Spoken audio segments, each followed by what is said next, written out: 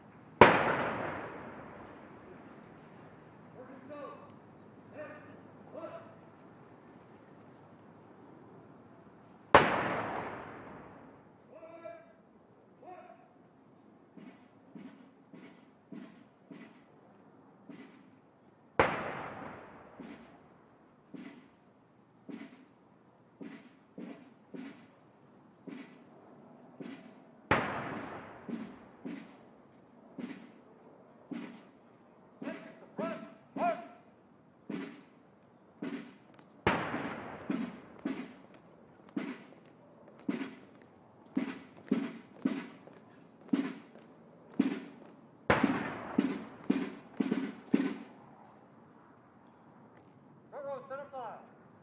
Ready? Dress.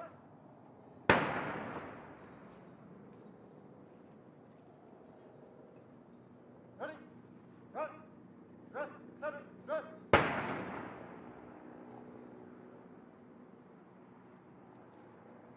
Ready? Run. Go.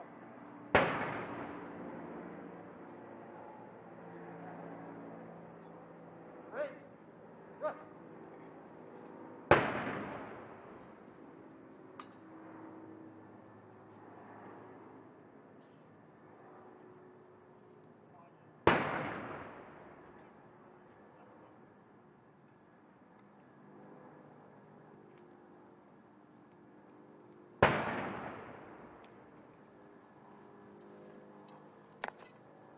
Honor, guard, Emerging zone. attention!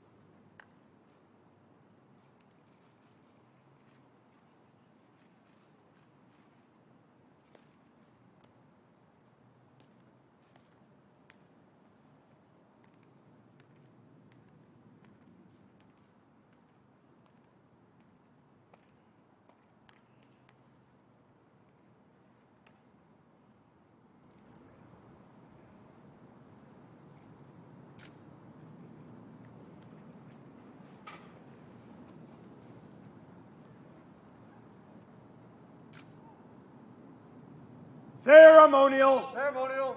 at ease.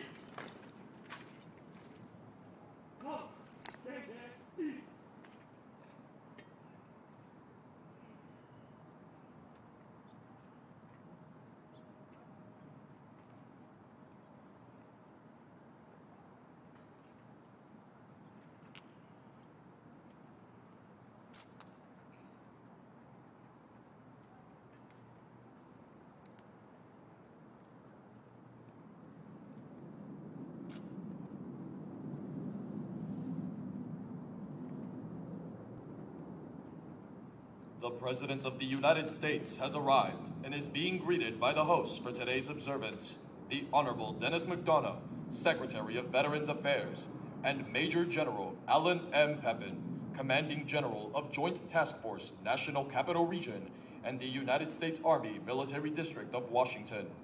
The Armed Forces Honor Guard and United States Army Band, Pershing Zone, are formed and waiting as the President moves to the tomb of the unknown soldier to place the wreath.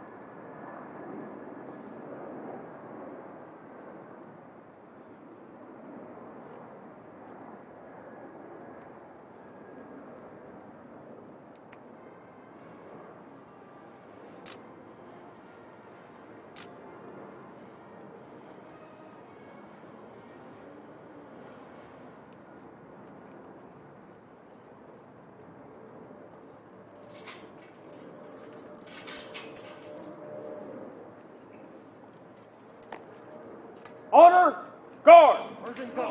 Attention!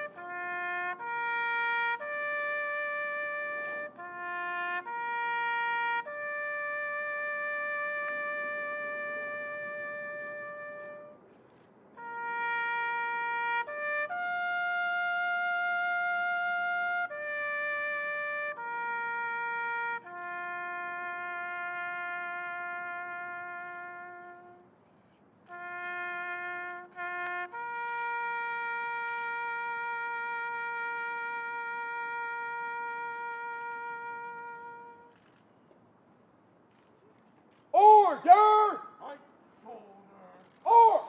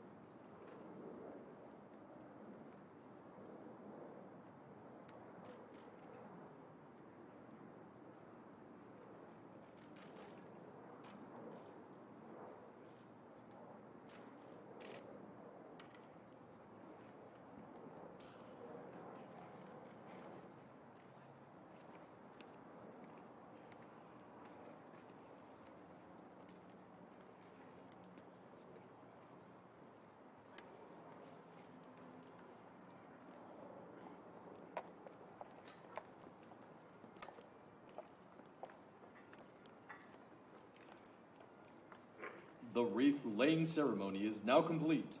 The Veterans Day program will begin momentarily. Please move to your seats.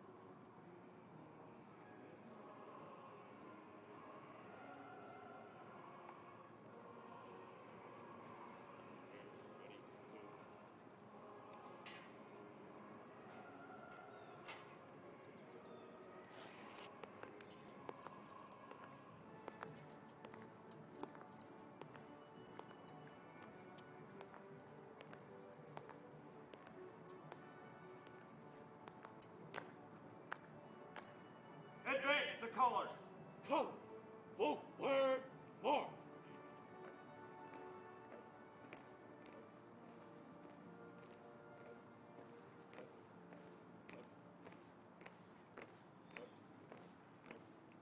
Mark time. Left wheel. March.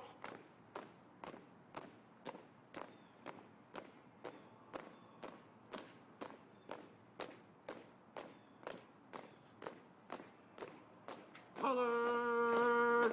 Halt. Present arms.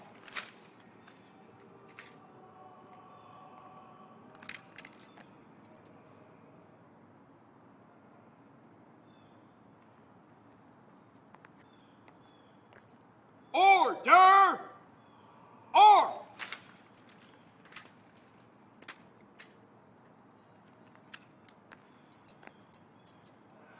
Retire the colors.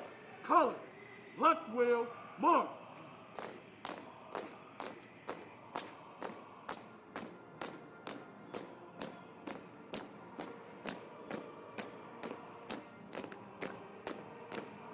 Ready, step.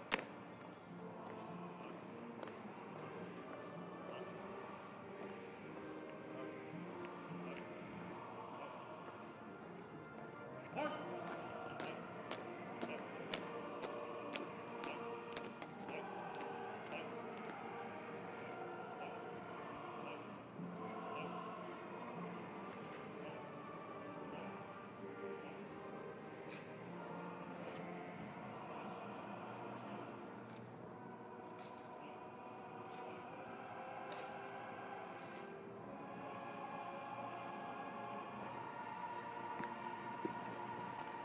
Commanders, take charge of your units. Marching zone. March. Time. March. Forward. March. About face.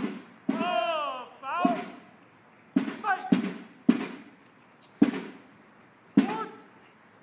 Arm. Hello. Hey. Hard. Hard.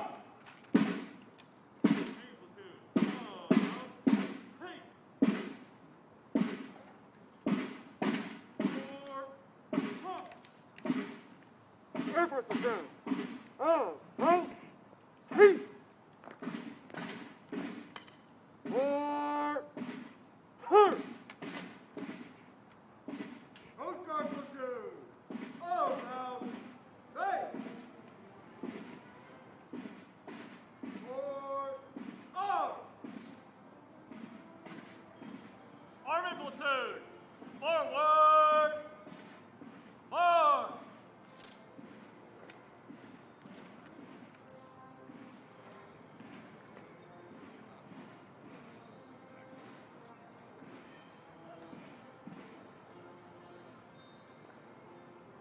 Marine platoon. Forward. Hut.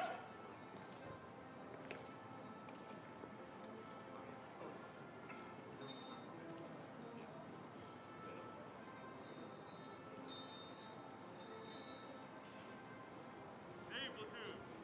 Forward. March.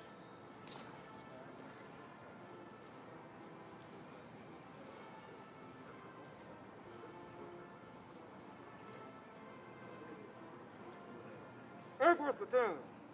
Forward. Hurt.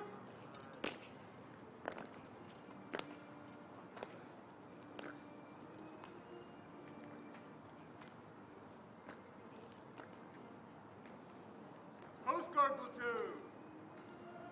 Forward. March.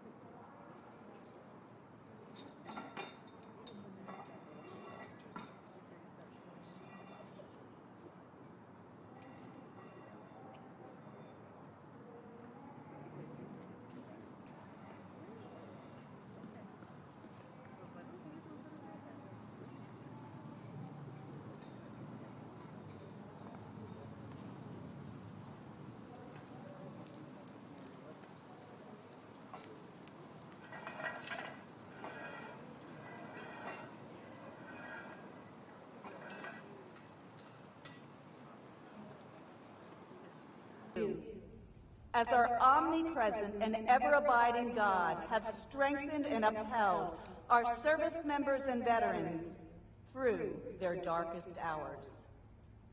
You are the God who sees and understands each of us. Though humanly we do not know the names and diverse characteristics of all who have served, you, God, know.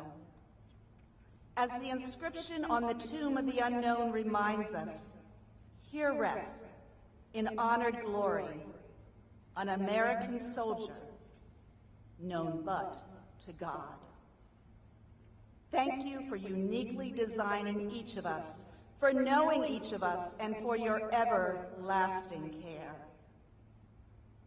As we honor our nation's veterans, may you, God, continually equip each of us to give of ourselves in a purposeful mission and calling which seeks to uphold and honor the well-being of our nation.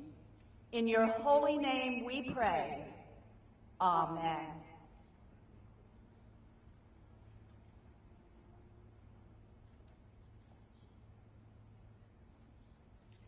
Now, I'd like to invite Mr. Alan Paley, National Commander, Jewish War Veterans of the United States of America, to lead us in our Pledge of Allegiance.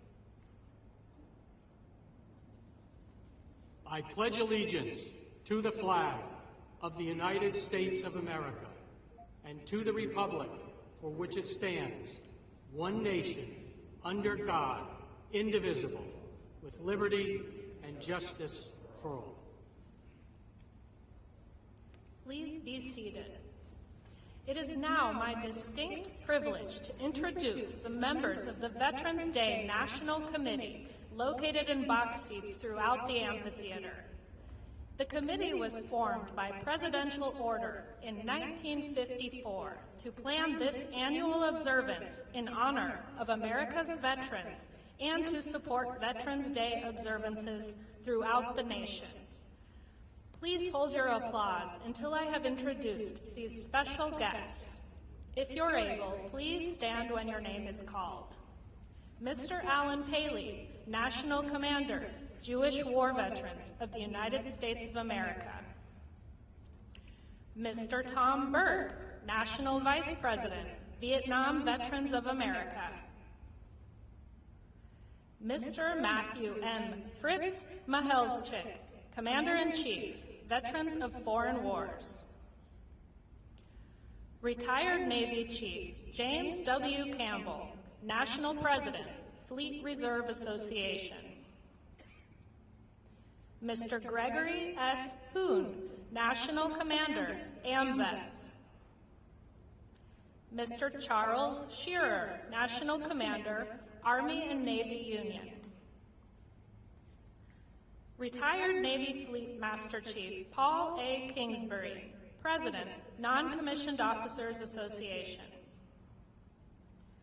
Mr. Corey D. Bates, National Vice Commander, the American Legion.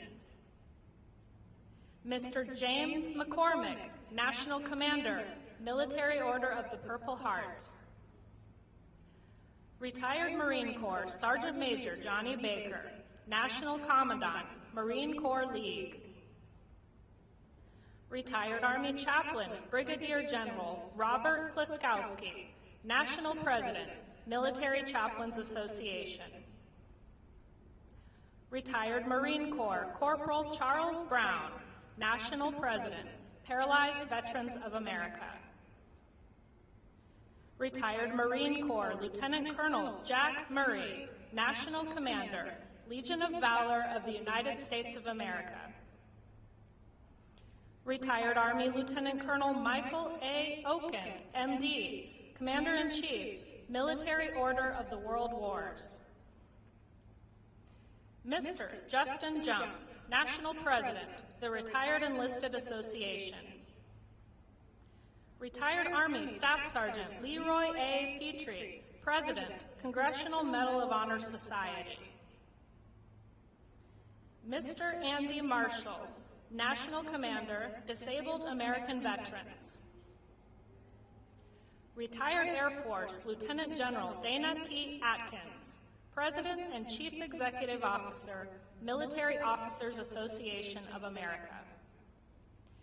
U.S. Public Health Service Commander Kelly Valente, Chair, Board of Directors, Commissioned Officers Association of the United States Public Health Service. Retired Air Force Chief Master Sergeant Carrie Wright, International President, Air Force Sergeants Association.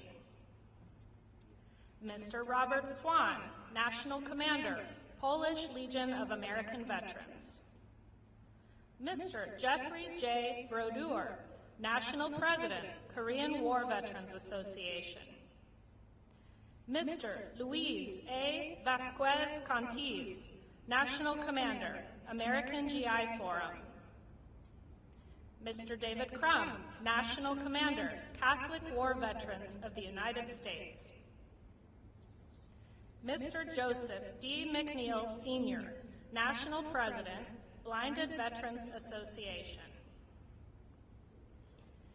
The associate members of the committee are also located in seats throughout the amphitheater. I'd like to ask the presidents and national commanders that comprise our associate membership to stand and be recognized. And ladies and gentlemen, please join me in recognizing our veterans' national leadership with your applause.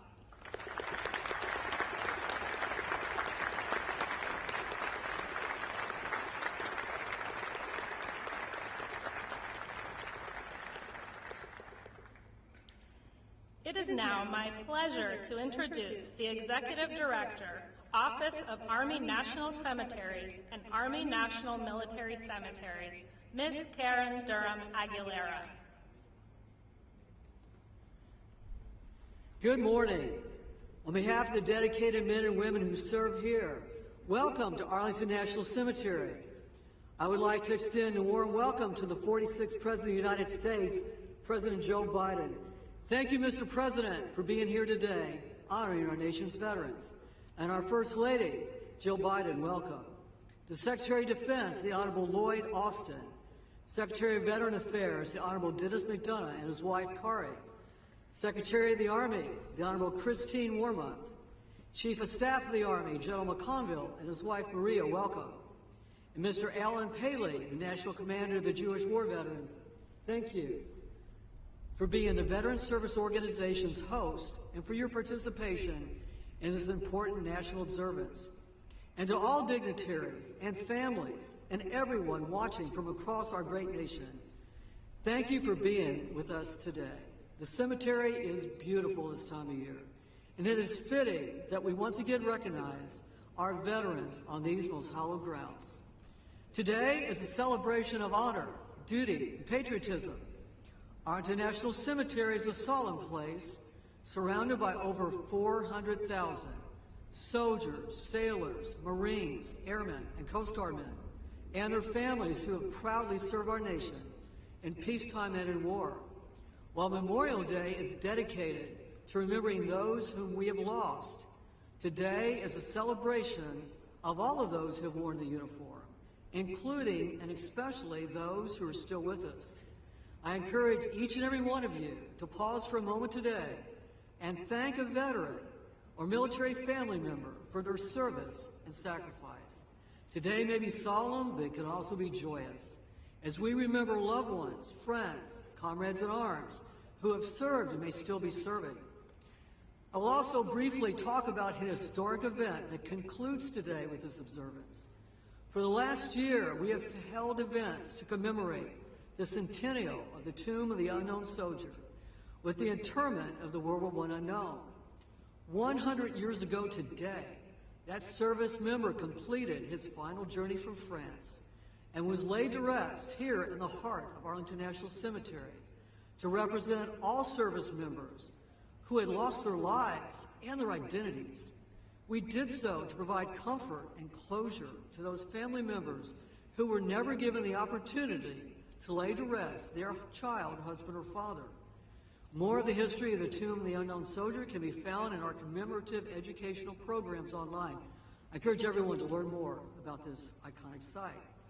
Stories of the service and sacrifice we celebrate today are etched in marble all around us, from the inscriptions on gravestones to the tomb of the unknown soldier.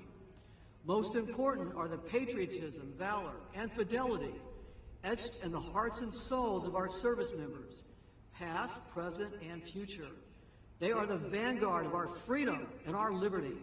Today, as for the past 157 years, Arlington National Cemetery is honored to serve our veterans and their families at our nation's most sacred shrine. No place at Arlington National Cemetery can be purchased. Each must be earned through honorable service. To everyone here today, I'm proud to say we are a great people, honoring service and sacrifice to a grateful nation. So thank you to all of our veterans and families, and once again, welcome to Arlington National Cemetery. I will be followed by the National Commander of the Jewish War Veterans, Mr. Alan Paley. Thank you.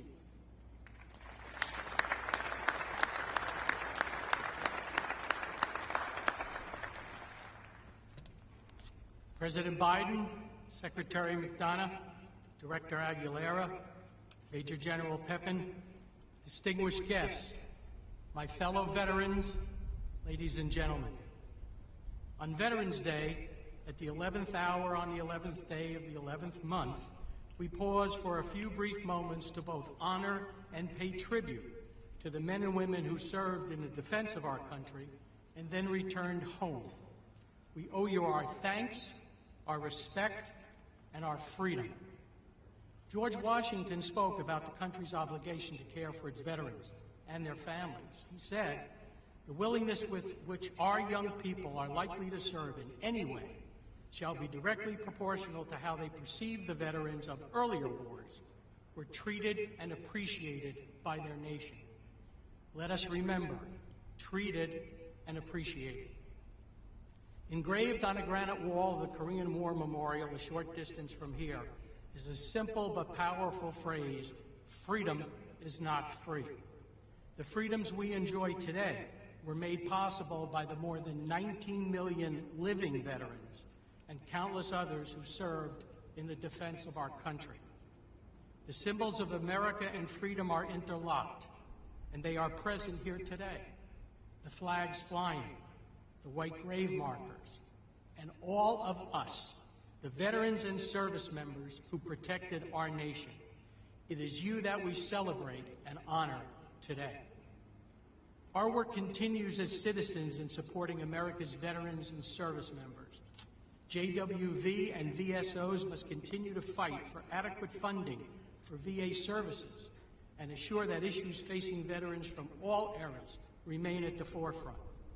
I call on each of you to take action and make your voice heard on issues we continue to face, including ending homelessness, increasing access to health care, delivering mental health care, reducing claims processing times, deploying integrated electronic health records, and addressing toxic exposure concerns in a comprehensive way.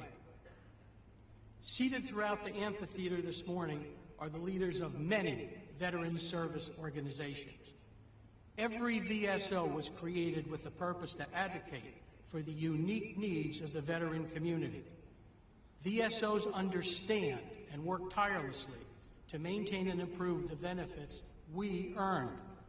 There is strength in numbers, and veterans must continue to be strong advocates and have our voices heard.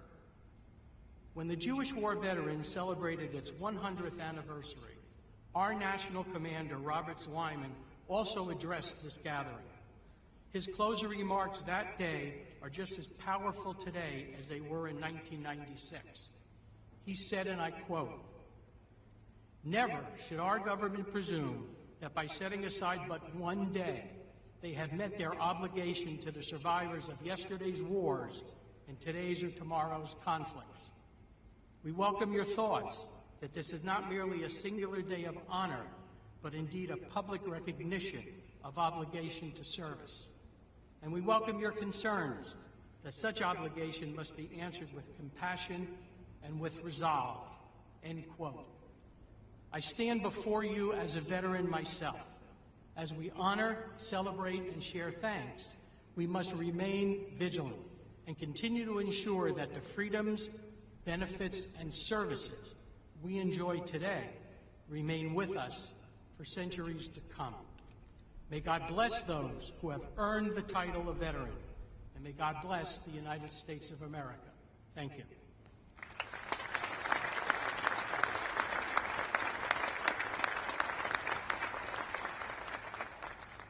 It gives me great pleasure to introduce the 11th Secretary of Veterans Affairs, the Honorable Dennis Mcdonough. Before coming to VA, Secretary Mcdonough served as the 26th White House Chief of Staff, working across the cabinet to develop and execute critical U.S. priorities in national security and domestic policy. Before his tenure as Chief of Staff, he served as Principal Deputy National Security Advisor, Chief of Staff of the National Security Staff, Deputy National Security Advisor for Strategic Communications, and Chair of the National Security Council's Deputies Committee.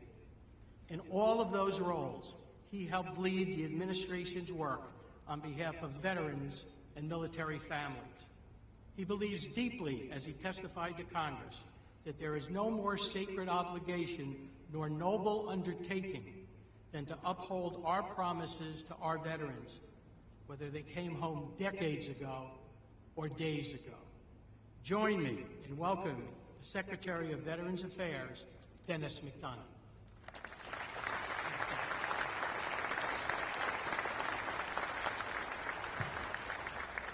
Thanks, Alan, for that very generous introduction, for your service to our country, and for leading today's fantastic host organization, Jewish War Veterans of the United States of America.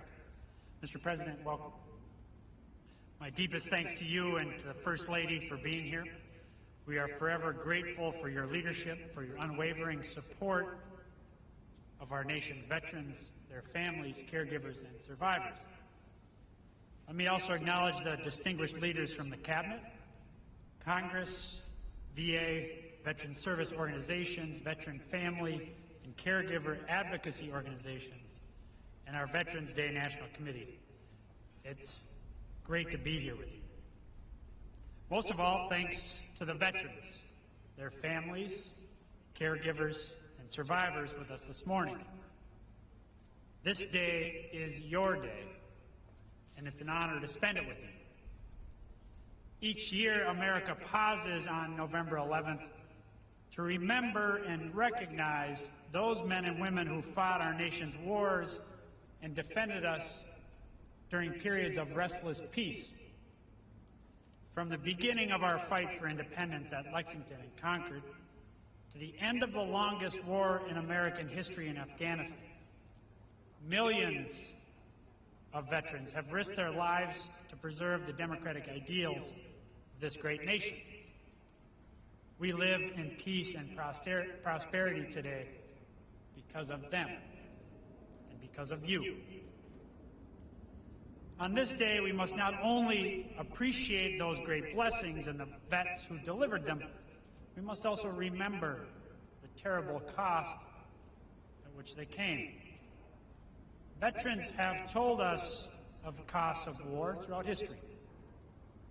In letters home from World War II, Captain George Montgomery of the 82nd Airborne Division described his experience on D-Day, writing, "I never, in my wildest dreams, knew such terror could grip your very soul." Senator Max Cleland, an indefatigable patriot, hero of the war in Vietnam, and the father of the modern VA, who passed away earlier this week, echoed that sentiment, writing, "War is as close to hell on earth as anything ever could be." Sentiments like these have been expressed by veterans of every conflict. Those who bore the bloody battles of the American Civil War, the hellish trenches of the First World War, the frozen mountains of Korea, the jungles of Vietnam, the cities, deserts, mountains of Iraq and Afghanistan. Many service members gave their last full measure of devotion during those wars, some of whom now rest on the hallowed grounds of the cemetery, or in the tomb of the unknown soldier, which, as of today, has stood for 100 years. Other brave service members come home as veterans. But for those veterans, those wars did not end when the final bullet was fired, nor when the final service member came home. Instead, those wars live on, in their minds and in their bodies, in scars visible and invisible, sometimes for years, sometimes forever. This day, Veterans Day, is our day to honor the vets who made those sacrifices, a day to remember what they've done for us, a day to recognize that when those veterans serve and sacrifice, so do their families, their caregivers, their survivors. But critically, Veterans Day is also a call to action, a reminder that it's our sacred responsibility as Americans to serve those who have served our country. That call to action dates all the way back to President Lincoln's second inaugural, when he charged a wounded nation to care for those who shall have borne the battle and for their families, survivors, and caregivers. And that same call echoes today, when President Biden reminds us that our nation's most sacred obligation is to prepare and equip troops we send into harm's way and to care for them and their families when they return home. At VA, that means we're providing veterans with world-class health care, with benefits they've earned and so rightly deserve, with a lasting resting place that's a tribute to their service. And with President Biden's leadership, VA is doing exactly that, providing more care, more benefits, and to more veterans than at any time in our nation's history. But this day reminds us that it's not just the job of VA to serve veterans, their families, survivors, and caregivers. It's the job of every American. Because whenever someone signs up to honor our country in the military, our nation makes them a simple promise. If you take care of us, we'll take care of you. If you fight for us, we'll fight for you. If you serve us, we'll serve you when you come home.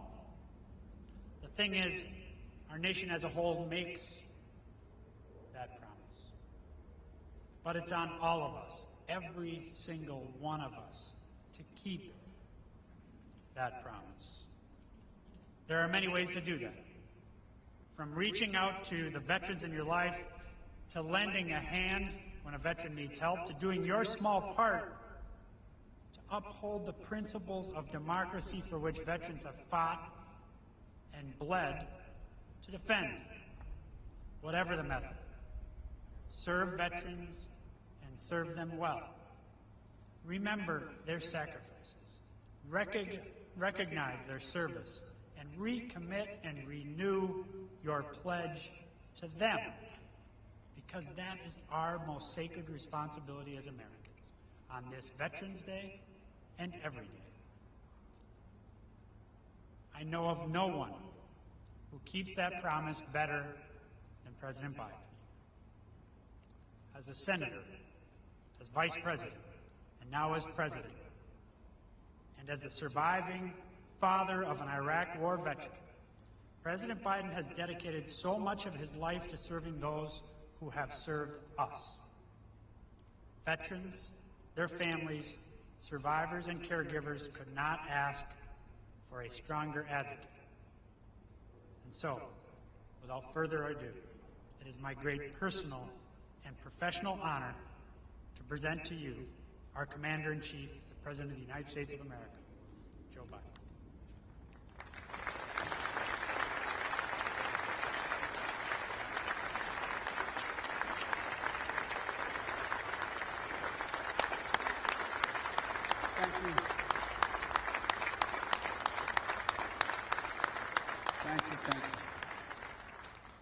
Thank you, Mr. Secretary.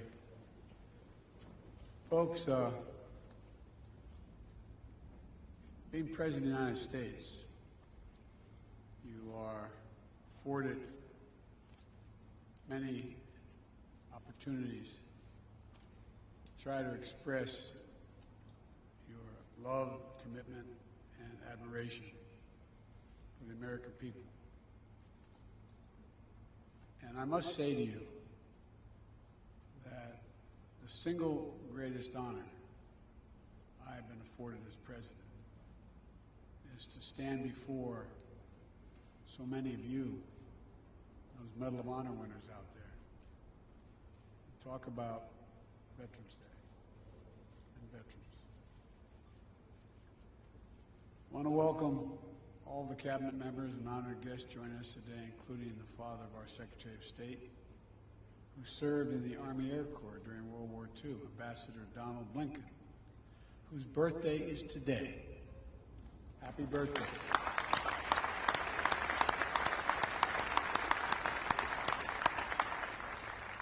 Thank you for your service to our country.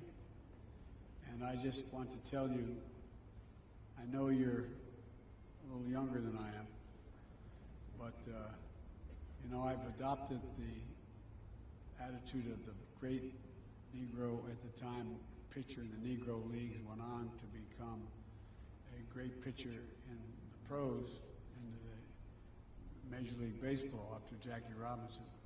His name was Satchel Paige.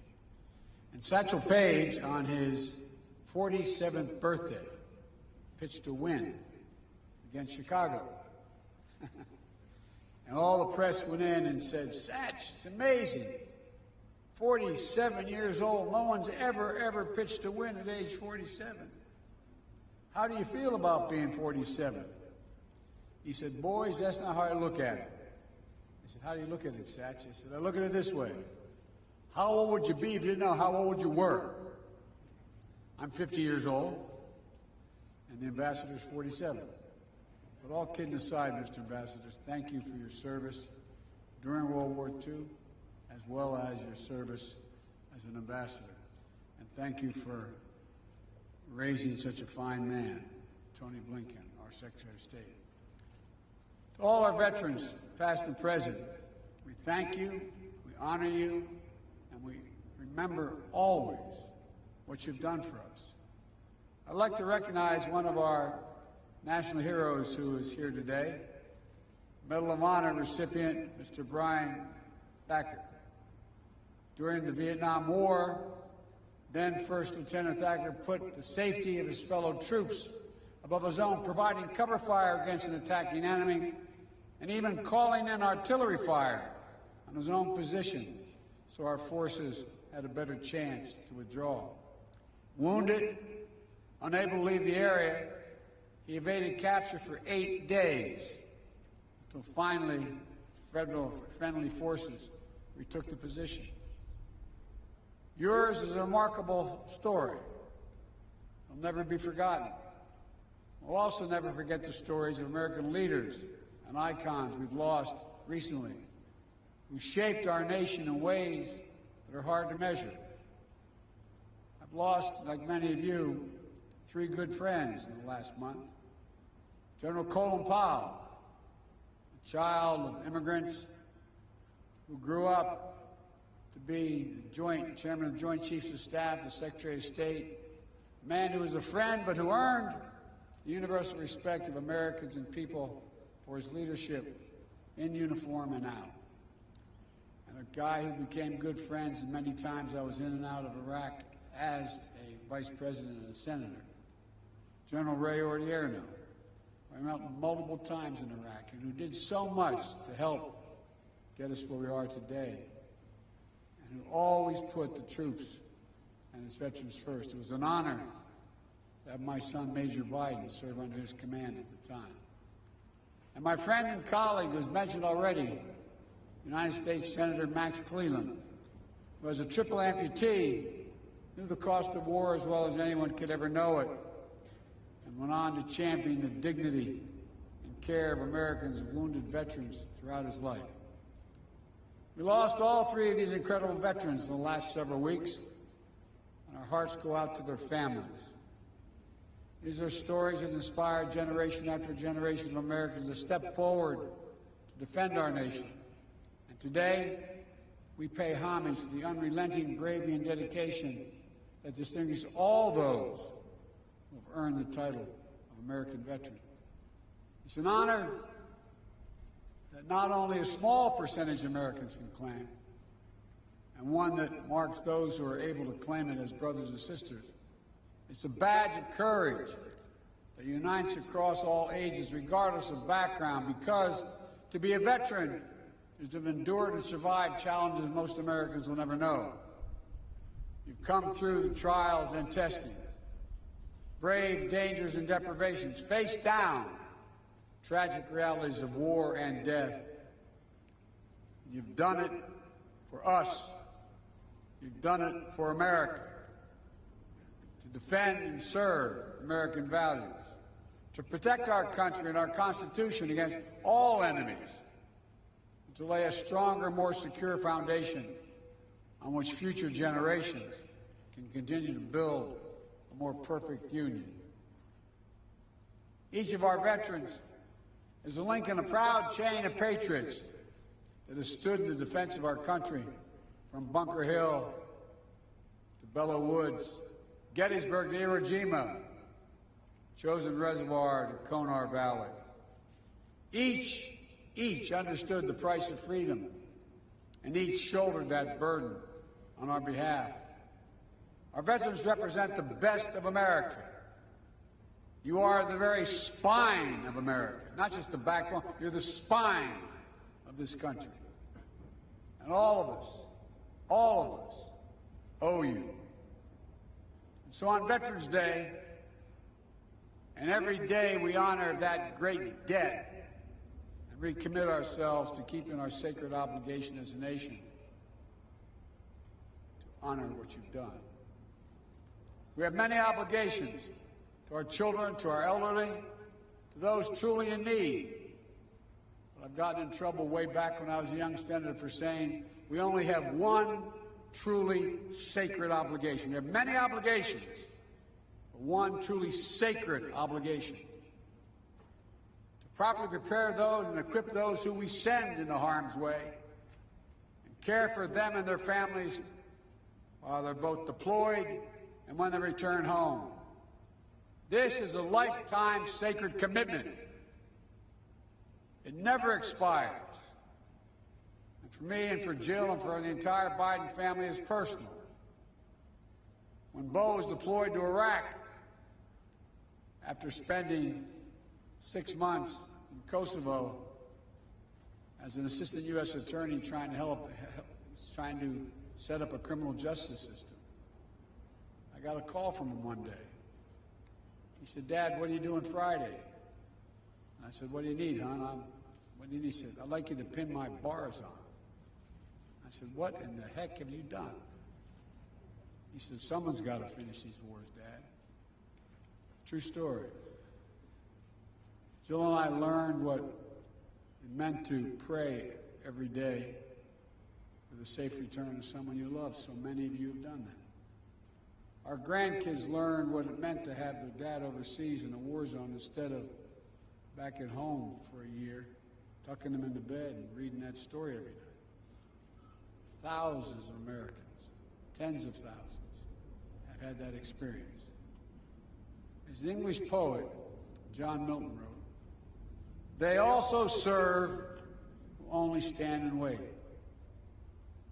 All the mothers and fathers, sons and daughters, spouses, all those who stand alongside our veterans and their families, caregivers, survivors, you are the solid steel spine that bears up under every burden, the courageous heart that rises every challenge.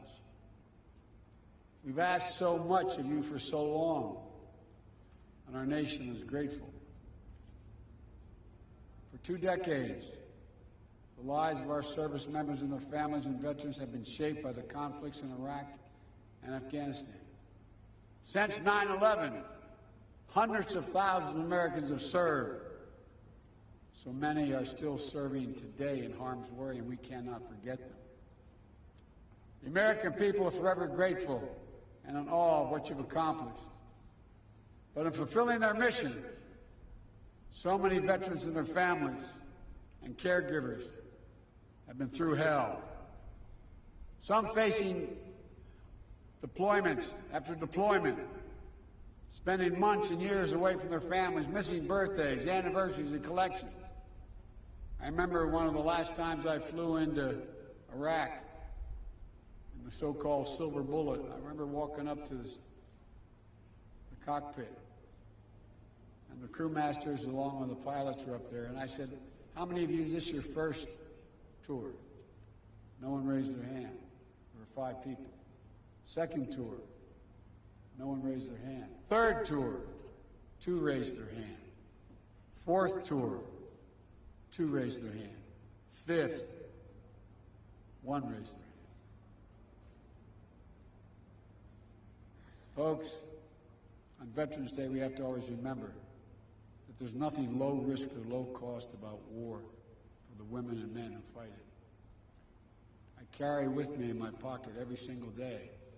I have my chaps to check with the Defense Department. On the back of my schedule, I have U.S. daily troops in Afghanistan killed and wounded, U.S. daily troops in Iraq killed and wounded. 52,323, not roughly 53,000. Every one of these individuals has a family, has a unit at home. 53,323 American servicemen and women wounded in the conflicts of Iraq and Afghanistan. 7,074 gave their lives. The last full measure of devotion. Untold, thousands more return home, as our secretary can tell you, with unseen psychological wounds of war.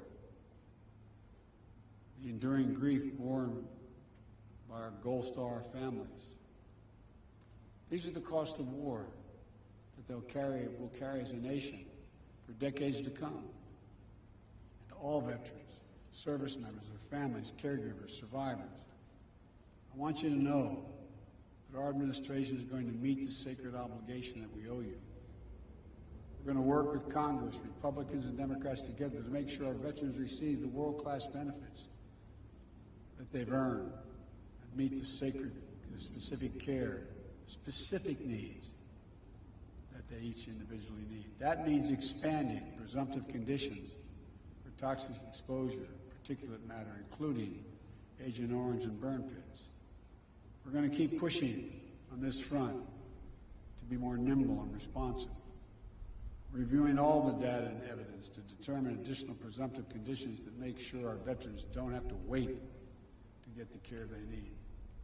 It also means prioritizing mental health care that's necessary to treat the invisible wounds that so many of our veterans carry, including pursuing our newly released comprehensive public health strategy to reduce military and veteran suicides.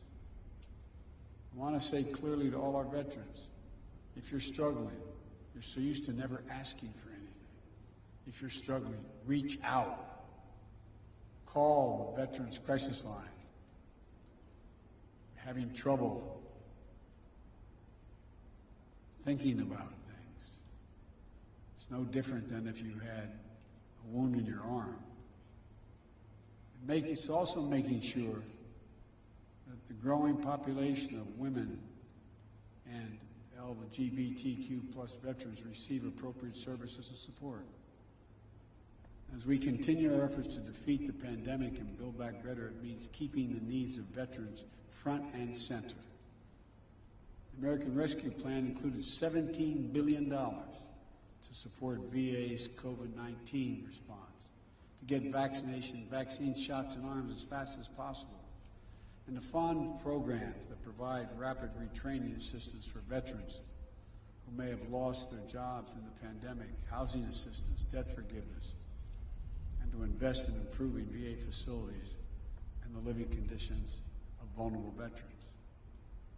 Through Jill's work of joining forces, we're also working to support our veterans and military families, survivors, and caregivers so they can have what they need to thrive. They deserve it. As Secretary Mcdonough noted, this Veterans Day also marks the centennial of one of the most hallowed American monuments, the Tomb of the Unknowns. 100 years ago today, an American soldier of the First World War, as the tomb says, known but to God, end of quote, completed the voyage from an unidentified battlefield in France over the rough Atlantic seas here to Arlington National Cemetery. He lay and stayed under the Capitol Rotunda for 2 days on the same plinth that held the body of Lincoln as 90,000 Americans came to pay respects. On the final leg of his journey, he was escorted from the Capitol by the President of the United States, the Chief Justice of the Supreme Court, members of Congress, General Pershing, and the Chiefs of Staff. Medal of Honor recipients, all walking, as the Washington Post said, processing without parallel. To give honor due to American servicemen. Not just the anonymous soul today entombed in gleaming marble, but the generations of Americans who dared all, risked all, gave all for the cause of freedom. To commemorate in the wounds of the member, in the words of a member of Congress who proposed the legislation creating the memorial, an American warrior, quote, this is the quote, who typifies the soul of America. You veterans are the soul of America, America's soul. That's why our veterans have always fought, always been willing to put themselves on the line. That the first unknown lies now with his brethren, unnamed warriors from later wars, fellow patriots who picked up the mantle of honor and made it their burden. Today, 100 years later, we keep a sacred watch over their graves. Generations of elite sentinels have taken the post, pledging their eternal vigilance. We lay wreaths, we renew our oath, we stand in solemn awe of such fidelity. Because for us to keep faith with American veterans, we must never forget exactly what was given us, what each of them is willing to put on the line for us. We must never forget that it is the mighty arm of the American warrior, never bending, never breaking, never yielding, generation after generation, has secured for us the blessings of a nation that still stands today as a beacon of liberty, democracy, and justice around the world. God bless you all. God bless all American veterans and those who proudly earn that title. And may God protect our troops. Thank you.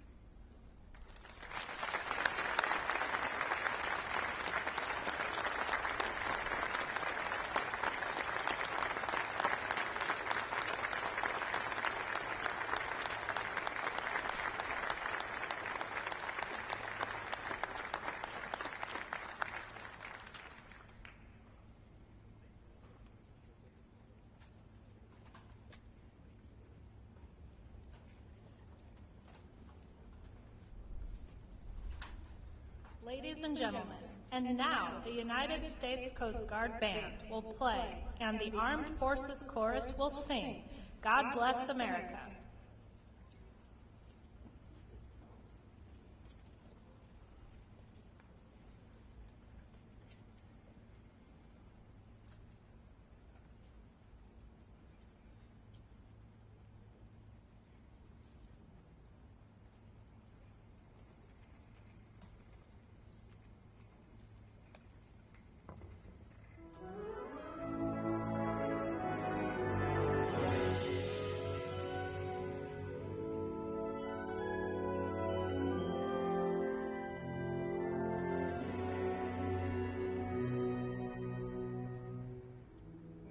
The stormy clouds gather